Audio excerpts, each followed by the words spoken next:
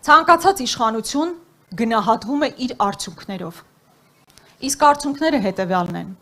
մինչև այս մարդկանց իշխանության գալը Արցախը կար, Արցախը հիմա չկա։ Մինչև այս մարդկանց իշխանության գալը որևէ մեկը հայոց ցեղասպանության հարցը հարցականի տակ չէր դնում, նարատիվներ առաջ չէր տանում, թե բա մի հատ հասկանանք ոնց է տեղի ունեցել ցեղասպանությունը, մի հատ հասկանանք ովքեր են այն մարդիկ, ովքեր ցեղասպանության են ենթարկվել, որը փաստացի ուրացում է նշանակում մեր պատմության, ցեղասպանության իրողության։ Մինչև այս մարդկանց գալը Արարատը մեզ համար հպարտության աղբյուր էր եւ հիմա շարունակում է լինել հպարտության աղբյուր։ Այլ բան, որ իրենք հարցականի տակ են դնում, Արագածի հետ են հակադրության մեջ դնում։ Եվ մինչև այս մարդկանց գալը, մոտ 30 տարի 8 միլիարդ էր պետական պարտքը, իսկ հիմա արդեն 15 միլիարդի մոտ է մեր պետական պարտքը։ Եվ հետևաբար հունիսի 7-ը ճիշտ այն օրն է,